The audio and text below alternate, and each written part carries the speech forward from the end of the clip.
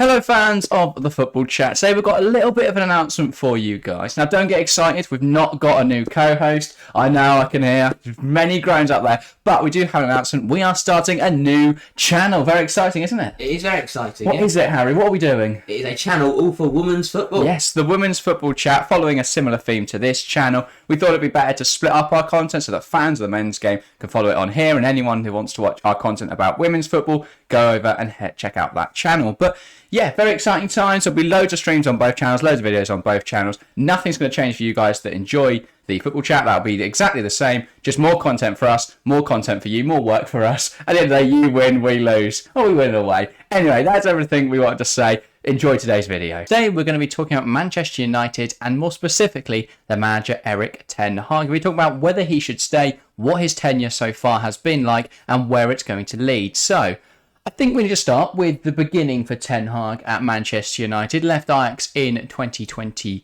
to join Manchester United, and it was an interesting first summer, wasn't it? Yes, it was very interesting. I mean, it has all been a bit interesting. It's all been a bit bizarre since he came in. A lot has happened. Didn't start very well at all. I don't know. I think if you look at his first season as a whole, take away the fact he spent £100 million on Anthony for a moment. There you go. That ruins it for me. That's 70 million on Casemiro. Yeah. Take that away, push that aside, and I would say that first season at the club, at Manchester United side that haven't won a trophy in 7 years, you win the Carabao Cup and you get top four. Very successful. Very, very successful first season, I would say. It was okay. I still think the amount of money you spent on just nothing. Yeah. And Anthony is nothing. He does nothing. He has nothing. And 70 million on a defensive midfielder who is 33. Crazy. And it clearly isn't good enough anymore. It's baffling, isn't United it? Moan that no one invests. Yeah. But that's the thing. 170 million you spent it on a fidget spinner, two Brazilians, a fidget spinner, and a defensive midfielder who's past his best. Yeah. It's really mind-boggling stuff. So I think that's the thing that Ten Hag has shown over his time at the club is his inability to identify talent. Yeah. He's very much narrowed down to the Eredivisie. I mean, he signed Tyrell Malacia. I don't think that's been the worst signing, to be fair. Eriksen.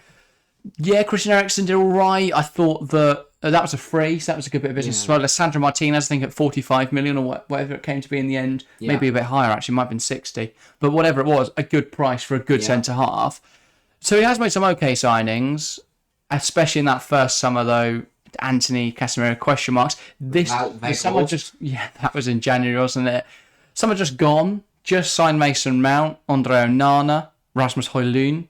The players that really should be making a difference. They haven't, really. Well, Mount I disagree. I was going to say, Onana's looked solid. He's had a couple really stupid moments. Onana's done okay. Where he, like the Forest game. Was it the Forest game? He sat in his where arse, he just sat down and let the goal go past him. He had a couple of weird moments this season, Andre Onana.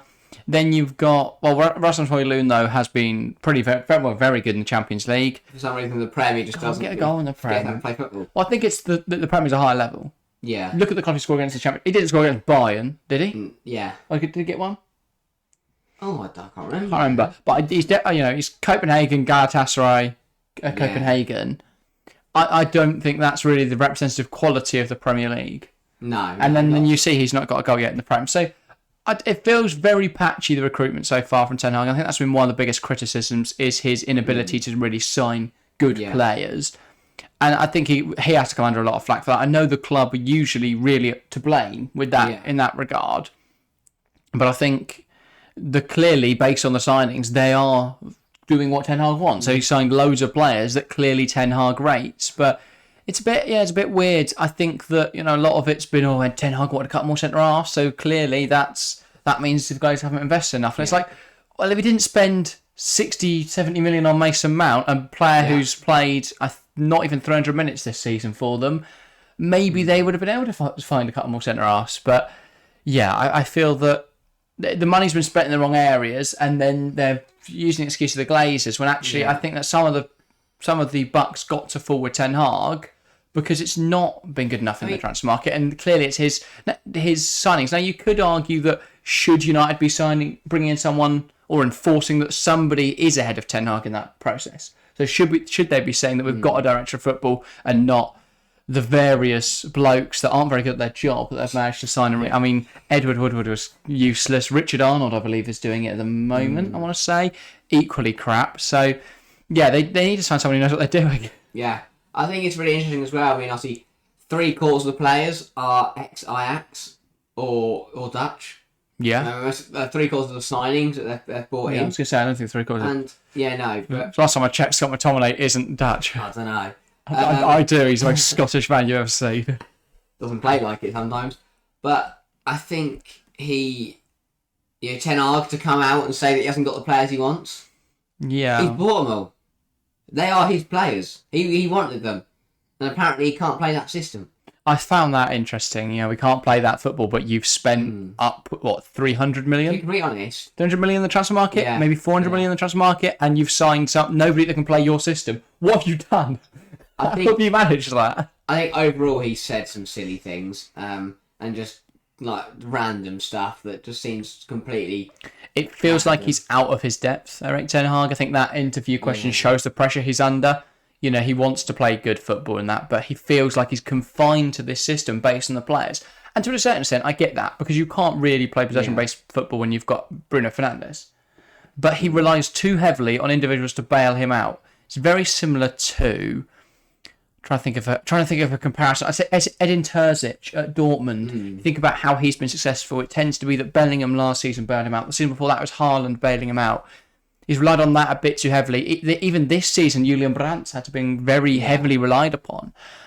I think that Ten Hag has that in a sense that without Bruno Fernandes, they'd be in the relegation zone right now. So if you look at some of their numbers this season, it's genuinely woeful. I mean, in general, they're not that stunning numbers. But if you look at their position in the league, 11th place right now on expected points, 6th in real life.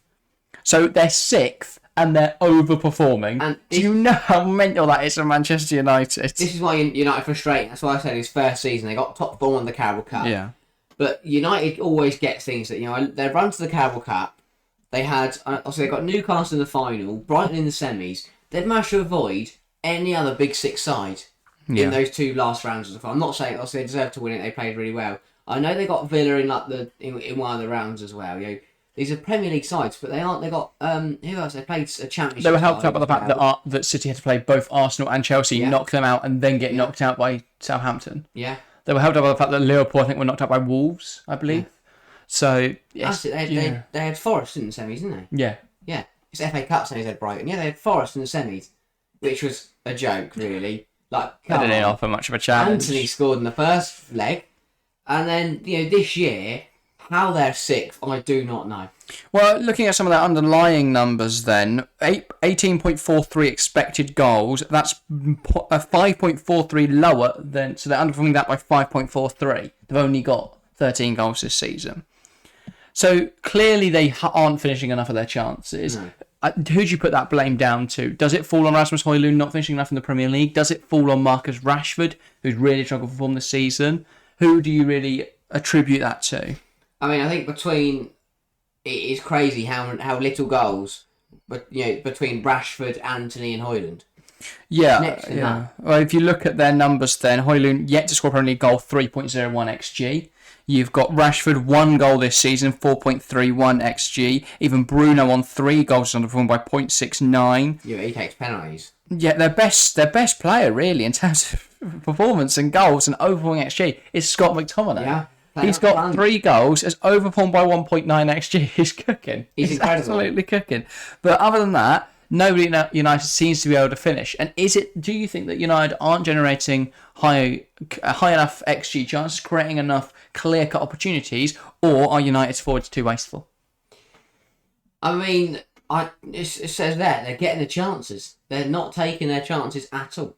Marcus Rashford, 1 goal in the Premier League. Usually, you give Rashford the ball and he'll score goals. He hasn't done that. I would just like to, obviously 4.31 XG, not horrendous. When you compare that to Erling Haaland this season, who's generated 16, I believe it was. Yeah. I want to say 16, maybe 12 XG. Also, something really high like that. Rashford at 4.31 is United's highest expected goals. Marcus Rashford should be getting more expected goals than that. Well, he should be getting more than 1 goal. Yeah. He's played 953 minutes with 1 goal. Højlund, 668 minutes, nothing. Not even a goal nor an assist. to account for it. This is Mark Rashford we're talking about. Højlund, he's new to the Premier League. He's going to take time to adjust. He's doing well in the Champions League because he's played there before.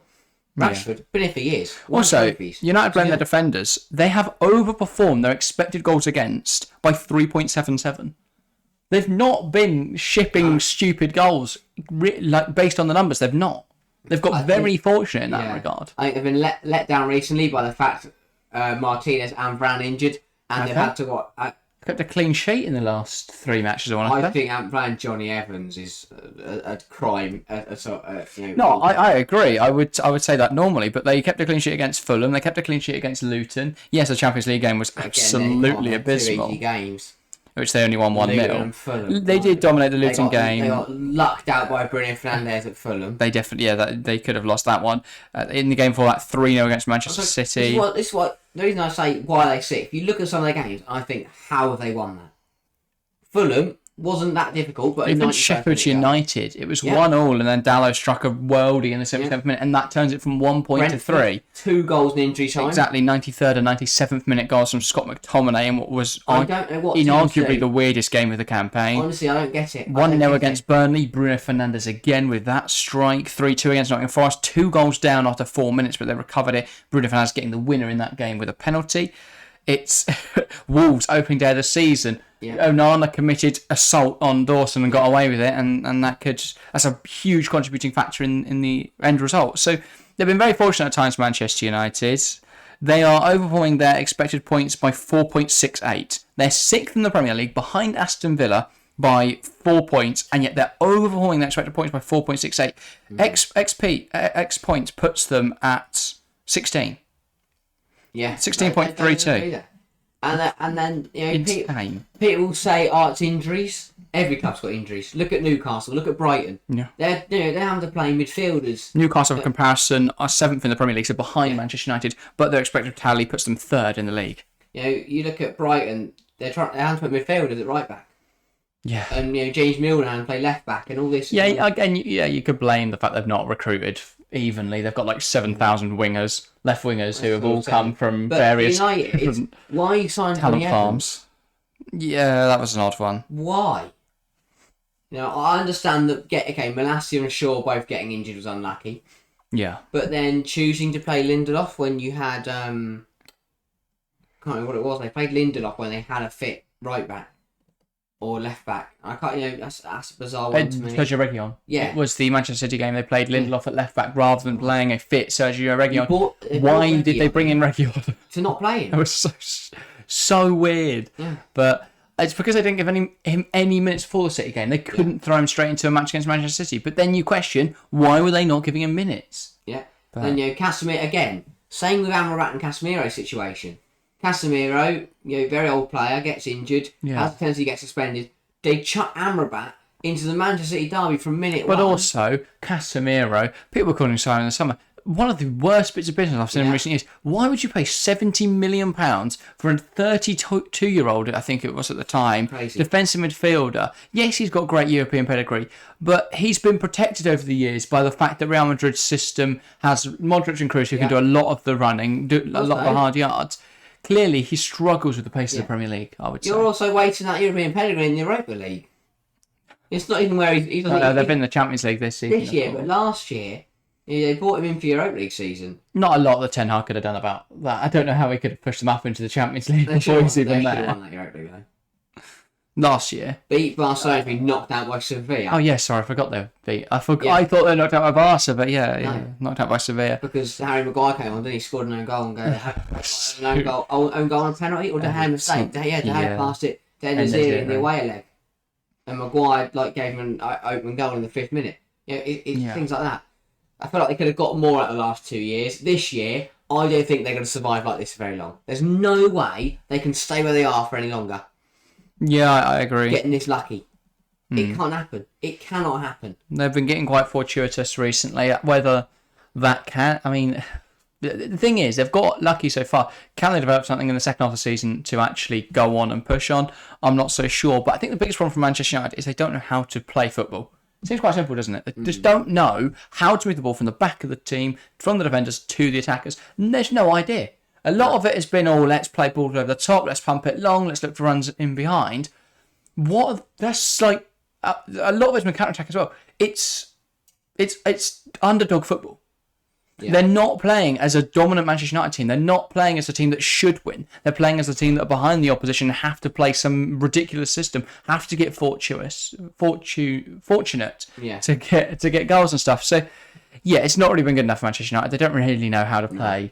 They don't have a distinct style. And as Ten Hag said, we can't play my style because of the players. But that's what coaching is. Yeah. That's what you've got to do, Eric. That's kind of the question, though. Is the way out of the job? Is the way out of it to sack Ten Hag? I don't know. I've seen a lot of United fans argue both sides of the argument. Where would you personally lie on this? If you're a Manchester United fan, what would you do? What would you want? I think he's only still in a job because they're sick in the Premier League somehow. I think the Glazers won't look at the underlying numbers. Or whoever's making the decision. I don't know if it's Richard Arnold, the Glazers, whoever makes that decision. They won't be looking at the underlying numbers. They'll be looking at the simple fact of is our revenue streak all right? Yep. Where do we finish in the league? European spots, lovely. European football next season, money. If they hadn't got lucky in those games and were 10th, he'd be gone by now because they've stunk up the Champions League. Well, even so, he's had a worse start to the campaign than Jose Mourinho in the season that Jose Mourinho was sacked. There's no real excuse for it. The standards have slipped at Manchester United. No longer is it Champions League's the minimum. It's now, well, if we're not getting relegated, we're all right, aren't we? Under Fergie, it was top of the league minimum. Yeah. And he delivered every single year. And the standard has slowly slipped. You can understand why it would drop under Fergie, after Fergie, because there's a difference there between Alex Ferguson and David Moyes. But the standard just keeps slipping. At what point does it get that Europe's a miracle? Yeah. Oh, take to half this year. Yeah, exactly. That's the fear when you keep allowing that standard to drop. And it's the same thing happening at Chelsea to a certain extent. They keep allowing the standard to drop. You end up at a point where what is the standard anymore? It's not like Chelsea, reminiscent of Manchester United. I think they need to bring in someone that is going to come in and set that standard right back where it should be. The difference is, you look at Chelsea and Manchester United right now, and Chelsea, there's a clear vision. Well, it's not being realised yet. There's a clear goal, aim and thought process. Sign loads of young players, develop them through the first team, and eventually they'll have a really star-studded squad. With Manchester United, it's the weirdest squad makeup I think I've ever seen. Yeah. You've got, Wan-Bissaka, Dalot, who can both play right back. Lovely cover there. You've got one left back in Shaw. Then they brought in Reguilon, who hasn't played yet. Tiro Malacia, who's been injured most of the season. They got quite unlucky with injuries there, but why not play Reguilon? Centre halves, they've got backups of Lindelof and Maguire, which should be fine, but somehow they've been depleted of that at times, and Evans and Maguire have started. Midfield is weird. No idea what's going on in there. Eriksen in a pivot. Yeah. Bizarre. He was a fantastic creative midfielder at Tottenham. I understand his role has changed throughout the years, but he's in a pivot with Casemiro. Amrabat's been there at times. Where does Mason Mount fit in? Simple answer, he doesn't. I think that Ten Hag's dealing with individuals has been really odd as well. I think specifically Jadon Sancho, completely ostracising him from the first team is a bit of an odd decision, I think. And they've spent £80 million on a player that's played one full season, I think. Yeah. If that. So, but I mean, weird. I think that's another. Obviously, it probably doesn't fall on Ten Hag, but so obviously you had the whole Sancho thing. They've had the whole Greenwood thing. The Maguire, Anthony, obviously. They had the Anthony thing. The Maguire thing in cleared of that, I believe. Maguire, I would say, obviously he's been stripped of captaincy. He's been made to look a bit of a villain almost by a lot of the media, and Ten Hag's not exactly done a lot to help his image. Doesn't help. All his stuff around Rashford, and now his brother's getting arrested. And equally, fuck the British media. Yeah. Because he was arrested. He was arrested the second week of October, and it wasn't brought out until it wasn't published in the news until after I believe it was after the Manchester City game, wasn't it, when they lost?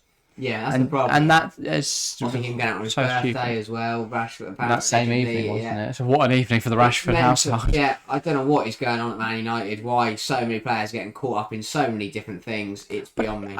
The thing is it just coincidental that Manchester United have had so many players involved in controversies? Or is it some sort of weird part of the culture? Because it feels like it's too consistently Manchester United players to be just a coincidence. Yeah. But then what is it? I don't think Ten Hag's going, do whatever you want, lads. And we're looking at 5 players who have all had... what do you call it? Indiscretions is probably... I mean, being accused of sexual assault as an indiscretion is incredibly horrible. So apologies for that, but that's the best way to sort of coin it all in one. But yeah, I think that it's a weird situation at the club at the moment. Everything seems to go wrong. Hold on it though, because at this rate, all these different reports. The standards have slipped. There's no clear direction with the club, and quite frankly, where is the positive to Man United? Yeah. Because it's not even like, oh, you know what, we've had a crap season, but look at our young talent. Garnacho's not had a great year. He's looked all right at times, but he's not had a great season. They're not really giving any minutes to Facundo Pellistri. He had a couple UCL minutes, but not a lot. I think the fact that Ten Hag is also, he's on borrowed time. I think the fact that he got Champions League and a Carabao Cup last year is helping him, because they'll look at him and go, he can bring success to us. If they don't get Europa League, in the sense that so at the moment it doesn't look like they'll go through in the Champions League group, which by the way should be a sackable offence by itself. Yeah. If they don't even get Europa League, is he gone instantly? Yeah, I think so. Has to be for me. They shouldn't be sixth. We know that, and they deserve to be out of Champions League as they are at the moment. Yeah, it looks like for all the world that United may well not make the Champions League knockouts. It would require them to win both of their matches, one of which is against Bayern Munich, both of their final 2 matches, and hope that Galatasaray don't do the same. Yeah. So it's going to be interesting to see what happens there. United obviously play Galatasaray in their next match of the Champions League. If they lose that, they are out, which is interesting. Hilarious. That's the thing. Galatasaray can play for a draw, knowing that all they've got to do then is beat Copenhagen or better United's result against Bayern, which, provided they don't lose 82-0 and get minus points, they'll probably be all right. But yeah, it's going to be a really interesting end. From anyone that isn't a United fan's point of view, this is hilarious. Watching them. It's difficult as Chelsea fans to really say it's hilarious. Yeah, I know. But I always know we're betting them, no matter what. Yeah, even though the table doesn't suggest it, you know that Chelsea played better stuff this season than United. But yeah, if Ten Hag is to go, I think this is a nice place to end it. If Ten Hag is to go, who comes in? I think that's the biggest question right now. I don't think it's a case of who did United want. I think it's who on earth fancy pick up. It's a train wreck. So we saw Zidane was linked, but he's made it quite clear in recent seasons he's not interested in the Premier League. I just say no. Well, yeah, and no. The problem is with Zidane, it's like what is the point? Yeah. Why would he? People are questioning. Why is Zidane not managing anyone? Why? He won 3 consecutive Champions League titles. What more does he need to do as a manager? So I don't really see Zidane going to United. Then there is linked heavily with Ruben Amorim, who I think is a brilliant coach, but it feels like another Ten Hag situation. Yeah. It's a really unproven manager. He's brilliant. I love Ruben Amorim, but I don't see him taking the job. They had their spell of bringing in highly successful managers, obviously Jose Mourinho probably being the biggest, and wanting short-term success. Ten Hag was going to be their longevity manager. Yeah. And it's been a season, they've won 1 trophy, and now it's gone to shit. So what do? Because their short-term success route didn't work, and their long-term success route hasn't worked. Well, it's odd, isn't it? It's a really, really weird situation. Also, with this squad, I don't think there's a single manager in the world that can come in and work with it, because say they did get Ruben Amorim, right? He plays a 3-4-3. Who plays wing-backs in that system? Yeah. What, Dalot, Shaw? They're both quite makeshift there. They could work. But that 3-back is going to have to start Lindelof or Maguire or Shaw, in which case who plays left-back again? The front 3 would actually be quite successful, I think, but where does Bruno fit? Because you could have Rashford, Højlund, who plays on the right? We haven't touched on that yet. But the fact that Bruno Fernandes is the Manchester United captain is a joke. I rate Bruno as a player. I think he's really good at taking the game by the scruff of the neck and winning it. But he's not a captain in the sense that he's not a leader. Because if someone takes him by the scruff of the neck, he's crying on the floor. Well, exactly. He can't. He doesn't have that presence, I don't think. No. A captain either needs to be leading by example, so you can't run around, or a massive leader. The problem is... But he's neither of those. Who on earth do you give it to? Because you're saying Rashford, but apparently he's got disciplinary issues all the time. For me, it's Lisandro Martinez. Yeah. That's quite obvious, because he's really is a steal at the back. He's really loud, very vocal, and he leads by example. Yeah, very professional. Even if he gets sent off, you go. It's usually because they're 3-0 down. And he's pissed off at the fact this midfield are leakier than the roof of Old Trafford. Yeah. So it's I have no idea who they bring in. No. Amorim doesn't feel like it would happen because he wouldn't fit. I think it'd have to be. If they sacked him now, it'd have to be another interim. Potter? Because it's gonna take a man. Maybe it's gonna take a manager to come in at the start of summer, completely take apart the squad. Yeah. And I mean that. Get rid of 15, 20 players. For me, that's how bad it is. Do you think Graham Potter would take it? It would be all or nothing. I was going to say it would be a make or break of his career, wouldn't it? Yeah. If he does well, then bloody hell, he's resurrected he's it. not back to Sweden. If he smashes it, then he's back up there. My only question is whether Potter's potentially waiting out to see what happens with Southgate. Yeah, maybe. Because I think that's an interesting situation. I was trying to think of other Premier League managers, but De Zerbi's not going anywhere. Emery's not going anywhere. Moyes, you don't want anyway. The only other route... Moyes might work. Yeah. Moyes would be the only manager who might work. The only other route would be to go for someone who knows what it's like to play for Man United, to have a... But Rooney should take the Birmingham job, although he could get sacked pretty quickly. Carrick's not the most endearing season. Middlesbrough recovering well, but get Roy Keane in there. Imagine Roy Keane in that squad. That would be brilliant. Or Phil Neville. Anthony be gone. Phil Neville's just been signed by the Sounders. He's been linked with. They've been trying to get him sacked because of his old sexist tweets. Duo. Phil and Gary. God, that would genuinely be. I think they'd break Derby's points record. Yeah, they're currently on 21 points. I think they would find a way to get to 12. Phil Neville's England's. The Lionesses stint with Gary Neville's Valencia stint. Any stint of Phil Neville's career, like as a manager. And as a no, he's a good player. He's a good player. But as a manager, genuinely the worst. It's one of the worst managers. Player trying to be a manager after his first managerial spell, he should have called it quits. But he's on his fourth. How is he managing it? I don't know. Why does anyone hire him? Gary Neville gave up after Valencia. That was right. That was the right decision. He got his arse handed to him at the new camp. But I'll say Messi tries to name. I sent him back to Sky Sports. But there's a lot of problems for United. Sacking Ten Hag, will it help? Probably not. Will it hinder? Probably not. So, do what you want. That's all I've deduced from this. Yeah. Who do they bring in if they sack him? Allegri? Mancini? Again. Ex-City, but... They've got to pay him more than the Saudis. Oh, yeah, so he's in Saudi Arabia, isn't he? They're not going to pay him more than that. I forgot that Mancini's gone. I thought he was a free agent after Italy. Where's Allegri? Is Allegri a free agent? A Juve, no? Oh, yeah. Which he's only just got that ship steered in the right direction again. Yeah. Because that's sunk. He's been linked with a move to the Premier for 8 years and he's just never come. Yeah. I'm trying to think of other coaches. Do they take a gamble? Do they go for like... I mean, I can't really see the Hirona go. I can't see Michel going anywhere. What about... The Nice manager only just got there. Yeah. Fonseca? Where's Fonseca right now? Don't know. He could be anywhere in the world. Yeah, I swear that man just has never been employed. He was at Shakhtar for a bit. Since then, he's just not been employed, but everyone wants him. Yeah. I'll find out what he's up to. But it just feels like they don't know. Paulo Fonseca is at Ligue 1. No, at Lille. He's not doing the league, the whole league.